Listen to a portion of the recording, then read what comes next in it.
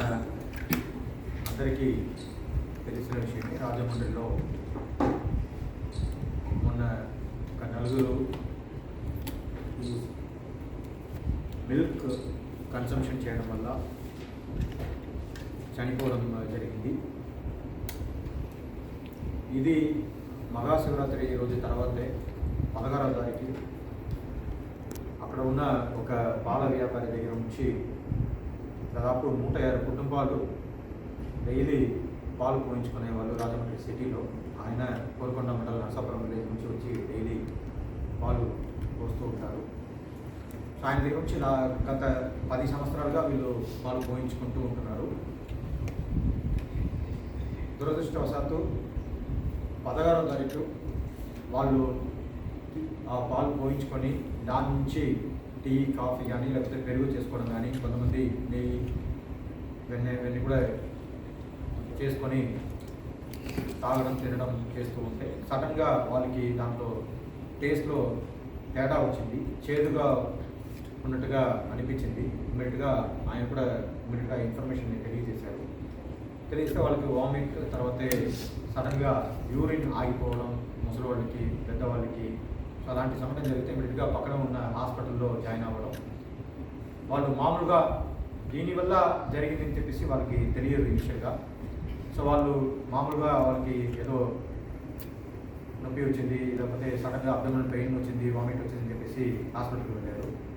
మళ్ళీ ఒక 4 రోజుల తర్వాతే అక్కడ ఉన్న డాక్టర్స్ ఒక హాస్పిటల్లో ఒకే ఏరియా నుంచి, ఒకే ఫ్యామిలీ నుంచి 4, 5 అలా జాయిన్ అవుతూ ఉంటే వాళ్ళు ఇంత క్లస్టర్గా జరుగుతున్నప్పుడు దాని యొక్క బ్యాక్గ్రౌండ్ చెక్ చేస్తే వీళ్ళందరం కూడా ఒక ఏరియా నుంచి వచ్చారు. సో వాళ్ళందరూ కూడా ఒక పాలు తాగడం వల్ల ఆ పాల్లో డిఫరెంట్ టేస్ట్ రావడం వల్ల జరిగిందని చెప్పేసి ఒక అనుమానంతో మా డిఎంఎన్హెచ్ ఆఫీస్కి ఇమీడియట్గా ఇన్ఫర్మేషన్ ఇవ్వడం జరిగింది. దాన్ని మనము ఇన్ఫర్మేషన్ అందుకున్న వెంటనే కలెక్టర్కి, ఎస్పీకి అందరికీ చెప్పడం జరిగింది. దాన్ని పూర్తిగా చెక్ చేస్తే అది ఆ మిల్క్ కన్సంప్షన్ వల్లనే జరిగి ఉండవచ్చు అని చెప్పేసి దాని ప్రకారం దాన్ని చెక్ చేశాము. చెక్ చేసిన తర్వాతే ఇది అనూరియా ఇల్నెస్గా ఉండొచ్చు అని చెప్పేసి మా వాళ్ళు డాక్టర్స్ గుర్తించారు. అప్పటికే ఇద్దరు చాలా సీరియస్గా ఉంటే ఇద్దరు చనిపోయారు. మళ్ళీ ఆ ప్రాసెస్ జరుగుతూ ఉంటుంటే ఇంకా ఇద్దరు క్రిటికల్గా ఉండి ఇంకా ఒక ఇద్దరు కూడా చనిపోయారు. మొత్తం 4 చనిపోయారు. సో ఇప్పుడు మనము ఇవన్నీ తెలుసుకున్న వెంటనే ఆ సమాచారాన్ని ఆయన ద్వారా ఆ పాల వ్యాపారాన్ని ఇమ్మీడియట్గా మనం కస్టడీలో తీసుకోవడం జరిగింది పోలీస్ ద్వారా. సో ఆయన దగ్గర నుంచి వివరాలు తీసుకున్న తర్వాత మొత్తం 110 ఫ్యామిలీ ఆయన దగ్గర నుంచి ఈ పాలు కన్జ్యూమ్ చేసుకున్నారు 16th నాడు అని చెప్పేసి ఆ వివరాలు తీసుకుని ఆ ఇంటింటికి వెళ్ళి మనం చెక్ చేయడం జరిగింది. వాళ్ళందరికీ కూడా అలర్ట్ చేయడం జరిగింది. వాళ్ళకి ఏ రకమైన హెల్త్ పరంగా ప్రాబ్లమ్స్ ఉంటాయో లేదని చెప్పేసి తెలుసుకోవడానికి వాళ్ళకి సలహా సూచనలు ఇవ్వడం జరిగింది. మళ్ళీ మనము తెలుసుకున్న వెంటనే గౌరవ ముఖ్యమంత్రి గారికి, మా గౌరవ హెల్త్ మినిస్టర్ గారికి, సెక్రటరీ గారికి అందరూ కూడా ఇన్ఫార్మ్ చేయడం జరిగింది. సో దాని మేరకు వాళ్ళు ఇచ్చిన ఆదేశాల మేరకు ఇమీడియట్గా బ్లడ్ శాంపిల్ కలెక్ట్ చేసుకుని కంప్లీట్ స్క్రీనింగ్ అనేది టేకప్ చేశాము. సో మొన్న బ్లడ్ శాంపిల్ దాదాపు 315 మంది దగ్గర నుంచి కలెక్ట్ చేసుకున్నాము.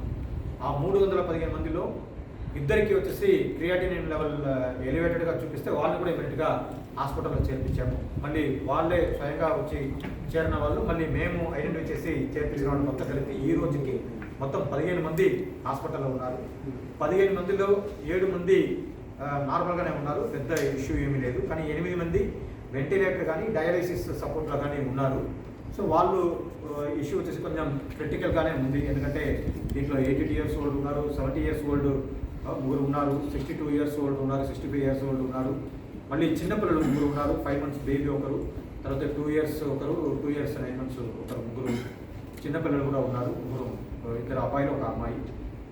సో ఇదన్నీ కూడా నిన్న నేను కలెక్టర్, ఎస్పీ, ఐజీ గారితో కలిసి హాస్పిటల్ మొత్తం విజిట్ చేయడం జరిగింది. అక్కడ ఉన్న కిమ్స్ హాస్పిటల్ కానీ, రెయిన్బో హాస్పిటల్ కానీ, మళ్ళీ ఎక్కడైతే ఈ పాల వ్యాపారి పాలు సేకరణ చేసుకొని కూలింగ్ చేసుకుంటూ ఉన్నాడో ఆ ప్లేస్ కూడా విజిట్ చేయడం జరిగింది పోలీసు వాళ్ళతో కలిసి, అక్కడ ఉన్న డిస్ట్రిక్ట్ అడ్మినిస్ట్రేషన్తో కలిసి.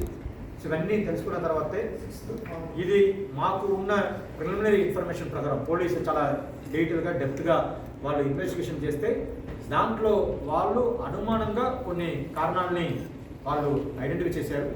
మళ్ళీ మనము ఫైనల్ కన్ఫర్మేషన్ అనేది సైంటిఫిక్గా దాన్ని ప్రూవ్ చేయాల్సిన అవసరం ఉంది. దానికి సంబంధించి మా ఫుడ్ సేఫ్టీ అధికారి నీలకంఠ రెడ్డి గారు, డైరెక్టర్ IPM, ఆయన ఆధ్వర్యంలో ఇమీడియట్గా ఒక టీం వెళ్ళి ఆ నమూనాలు మొత్తం కూడా కలెక్ట్ చేయడం జరిగింది. మొత్తం 10 శాంపిల్స్ కలెక్ట్ చేస్తున్నాము.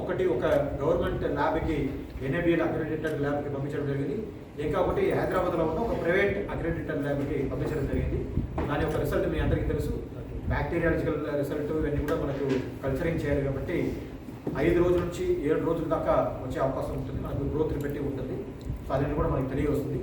మళ్ళీ ఫిజికోకెమికల్ టెస్టింగ్ కానీ, హెవీ మెటల్ టెస్టింగ్ కానీ చేయమని చెప్పాము. అది కూడా మనకు 48 to 72 అవర్స్లో వచ్చే అవకాశం ఉంటుంది. నిన్ననే శాంపుల్స్ మొత్తం కూడా కలెక్ట్ చేసుకొని పంపించాము. సో ఆ శాంపుల్స్ రిజల్ట్స్ వచ్చినప్పుడు మనకు కన్ఫామ్గా, ఫైనల్గా, సైంటిఫిక్గా మనకి ఏమి జరిగిందనేది తెలుసు. దాంట్లో ఏమేమి కెమికల్స్ ఉన్నాయనే విషయం కూడా తెలుసు. ఇది కాకుండా మన ఫారెన్సిక్ సైన్స్ ల్యాబొరేటరీ, పోలీస్ వాళ్ళు ఫారెన్సిక్ సైన్స్ ల్యాబొరేటరీ వాళ్ళ దగ్గర నుంచి కూడా ఒక టీం వచ్చింది, క్లూజ్ అనే ఒక టీం వచ్చింది. వాళ్ళు కూడా కొన్ని శాంపుల్స్ కలెక్ట్ చేసుకున్నారు. సో అది కూడా మన రీజనల్ ఫారెన్సిక్ సైన్స్ ల్యాబొరేటరీకి పంపించడం జరిగింది. అది కాకుండా 4 చనిపోయిన వాళ్ళ దగ్గర నుంచి కూడా బాడీ నుంచి కొన్ని శాంపుల్స్ మేము కలెక్ట్ చేసుకున్నాము. బాడీ పార్ట్స్ కలెక్ట్ చేసుకున్నాము. అది కూడా మన ఫారెన్సిక్ సైన్స్ ల్యాబొరేటరీకి పంపించాము. అది కూడా ఇంకా ఒక ప్రైవేట్ ల్యాబ్ కూడా అది ఒక ప్రాసెస్ ఉంది. ఆ ప్రాసెస్ ప్రకారం పంపిస్తున్నాము. ఎందుకంటే క్రాస్ చెక్ చేయాలనే ఉద్దేశంతో. సో ఇదన్నీ జరుగుతూ ఉంది. దీంట్లో ఈ 15 మందిలో ఏ రకంగా వాళ్ళు ఆరోగ్య పరిస్థితి ఉందని చెప్పేసి ఒక పాపులర్ నెఫ్రాలజిస్ట్ మన దగ్గర DMగా పనిచేస్తున్న రవిరాజు గారు ఆధ్వర్యంలో ఒక టీం విజిట్ చేసి దాన్ని మొత్తం కూడా చెక్ చేయడం జరిగింది. సో ఆయన ఎక్స్పర్ట్ కాబట్టి ఆయన చెక్ చేసుకుని ఇప్పుడు ఇస్తున్న ట్రీట్మెంట్లో కొన్ని మార్పులు ఆయన ఈ రకంగా చేస్తే ఇంకా బాగా మెరుగుపడే అవకాశం ఉంటుందని చెప్పేసి ఆయన కొన్ని డ్రగ్ని సజెస్ట్ చేశారు. ఆ డ్రగ్ని ముంబై నుంచి, చెన్నై నుంచి కూడా ప్రొక్యూర్ చేసుకోవడానికి ఆల్రెడీ మేము సంబంధించిన వెండర్స్తో మాట్లాడుతున్నాము. సో అది కూడా మనకు ఆన్ ద వేలో ఉంది.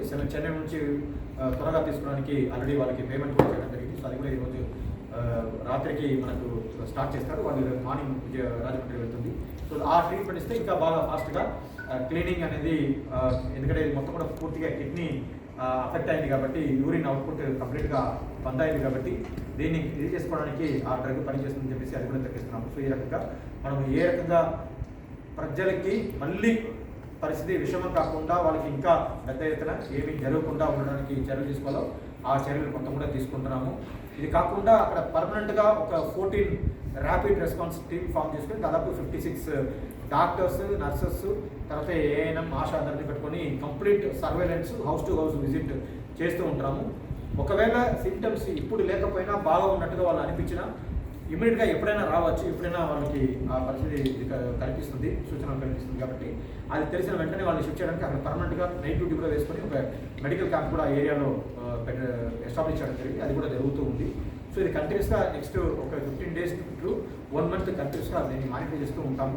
ఎక్కడ కూడా ఎలాంటి మళ్ళీ